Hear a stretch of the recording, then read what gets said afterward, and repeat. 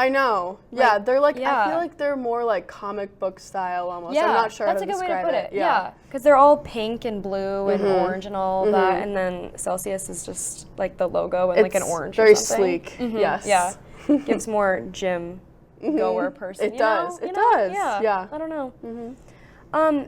Have you heard that the career fair is coming up? I have, and I'm Yeah. actually really excited to, or I'm looking forward to going to it because I've never been to one. So could you tell Yeah. me like how it looks, what goes on? Yeah, so our career fair is actually a week from today, next Thursday. So each semester, employers from dozens of companies around Kansas interact with students. This event is great for students looking for internships, entry-level jobs, or just professional connections.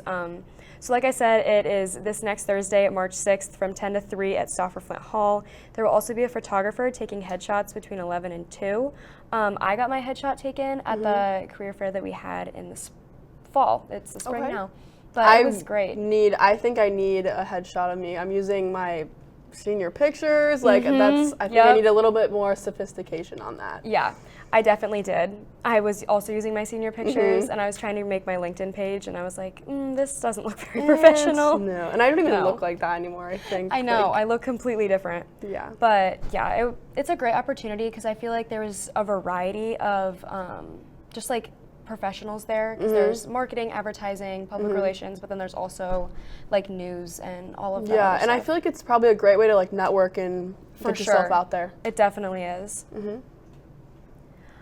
Next, Steve is here to talk to us as a guest about the career fair after this break.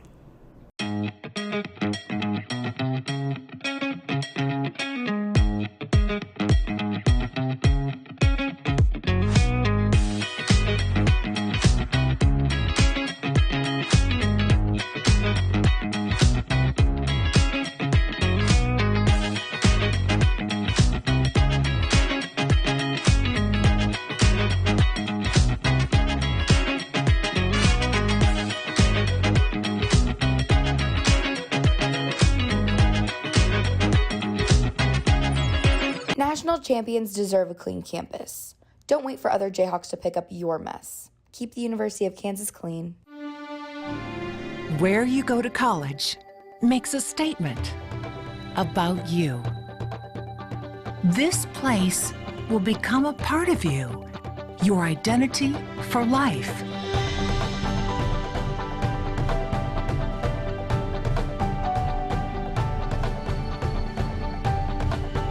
The University of Kansas, a great place to be you. Welcome back. I'm here with Steve Rottinghaus, who is the director of the Journalism School's Career and Outreach and all that. And so Steve, I want to hear about the career fair. Can you tell me a little bit about it? Yeah, we're 1 week away. Stauffer Flint Hall will be the home to our Journalism Career Fair next Thursday from 10 a.m. to 3 p.m. So we're going to have, right now we have 18 companies registered. I'm still hoping to get over 20. I'm waiting for a couple more to hear back. But yeah, anything you think of tied to our journalism curriculum should be represented. We'll have the TV stations, local news outlets, TV stations from Kansas City, Wichita, Topeka. We'll have a couple digital marketing agencies. I'm also always excited to see the Greater Kansas City Public Relations Society of America. So that organization really won't be recruiting talent, but they will be able to share some PR opportunities in Kansas City and what that organization can do for PR professionals. And yeah, I'm excited. This is my, I think, 19th career fair. I've helped coordinate 17th in person, and I always love to see the energy in Stauffer Flint Hall that day. What do the students need to prepare for the career fair? We do have a list of all the companies on our journalism website, so I encourage them to do a little bit of research to find out about what these companies are about. You want to come in a little bit prepared. You don't want to just say, now what do you do? Because that can be a turnoff. But yeah, do a little bit of research, have your resume ready. You're probably not going to have time to connect with all 18 companies, but of those 18, hopefully you can connect with like 7 or 8. It's great for professional networking. I mean, these companies, they will be talking about internships and jobs, but more than anything, they want to get to know our students, find out what their passion is and what they want to do professionally. I always say if you have like one of these nice kind of padfolios or a folder, I think these are great to bring to the career fair because you can manage your resumes, and a lot of these companies will have promotional material to share too. So yeah, it's great to collect items rather than having all your papers fall out everywhere. Yeah, that's great. let's say you're a freshman and like they don't know if they should go. Are freshmen allowed to go? Yes, great question. I love to see freshmen at our career fair. It's open to all majors, but it'll have a strong journalism focus, but all majors, all classes, because what I like to see from the underclassmen is I get excited when I see them there and they kind of learn, wow, I didn't know you could do that with a journalism degree. And then I think it's always important to kind of make that connection now. So like when that company comes back, say fall of this year, next spring, you can kind of reconnect and say, hey, here's what I've been up to the past year. So by all means, freshmen are more than welcome. Yeah, that's great. What are some of your favorite companies that have come here?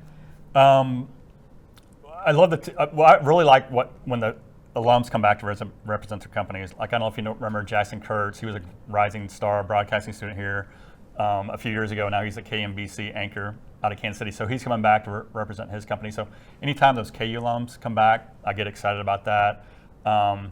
There's this company out of Topeka called Advisors Excel, a growing company, and they're looking for like copywriters. It's a financial consulting firm, but they want strong communicators. So you're going to see a lot of that. And another thing I tell students too, when you see those TV stations, just don't think they're looking for broadcasters, anchors, multimedia journalists, because they're looking for people behind the scenes to do like some marketing, promotions. So yeah, don't forget about that. Mm-hmm. One last question, but another thing I don't want to I think I heard them talk about this a while ago. We will have a professional photographer on location. That's very popular. So if you need a new headshot for your LinkedIn, your portfolio, your website, Earl Richardson's a KU alum, does a great job, great lighting, great background, and that'll be on the second floor. We'll also have 3 professionals on location on the second floor to review resumes. I know the timing's not the best because your resume should be ready, but if you do want kind of a last second feedback on your resume, I would definitely encourage students to take advantage of that breakout room. About the resumes, where can students go before the career fair to get their resumes looked at? Great question. I'm in room 120, so they can drop it off there, or if they want to just email it to me, Steve_Rottinghaus, that's ROTTINGHAUS @ku.edu. I can give you some feedback that way. Definitely don't wait until Wednesday. But if you get me something, before say noon this coming Tuesday, I should be able to give you some feedback. And yeah, I'll try to turn that around as quickly as I can so you have that ready for Thursday. All right. Is there anything else that you'd like to add, Steve? One last thing, in terms of like what to wear, I always think it's great to treat it like an actual interview. Business casual, at the very least. You don't have to wear a business suit or anything like that, but you definitely don't want to be wearing, the hooded sweatshirts, the backward ball caps, the pajama bottoms. Yeah, try to dress like you would for an actual interview. That's all you have for us today? Yep, I hope to see everybody next week, 10 to 3 at Stauffer Flint Hall. Well, thank you so much for meeting with me. We're going to throw it to a break, and then we'll be back with news and sports.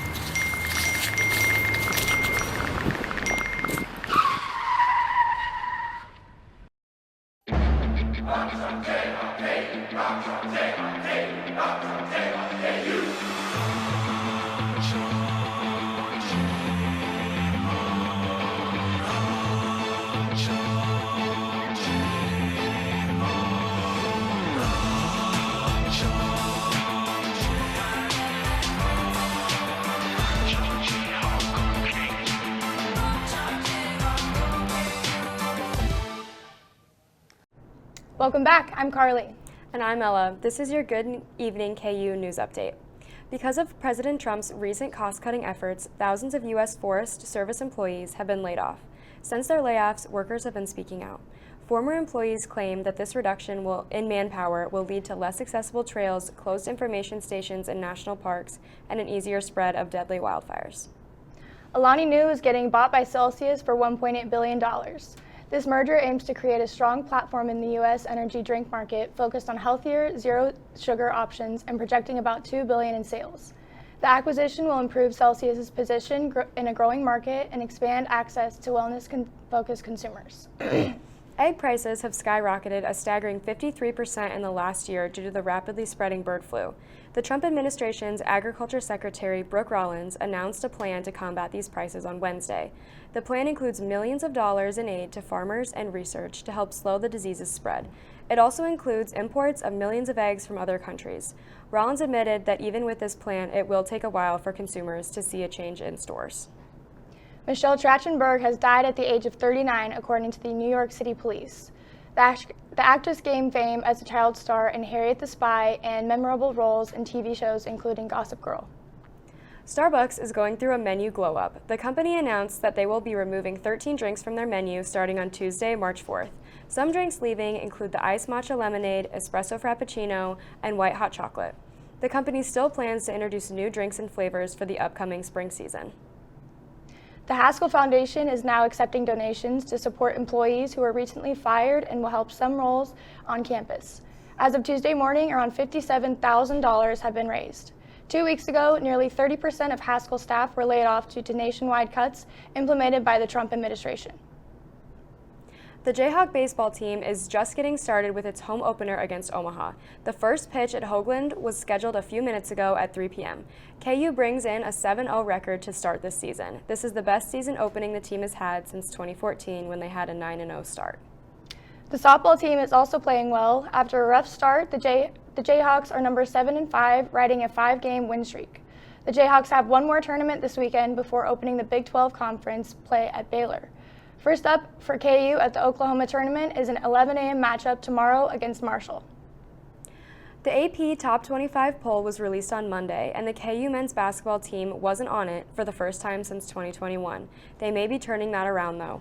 The team beat Colorado on Monday night, 71-64. Senior Hunter Dickinson carried with a double-double with 32 points and 13 rebounds. The women's team picked up a big road win against BYU on Tuesday night.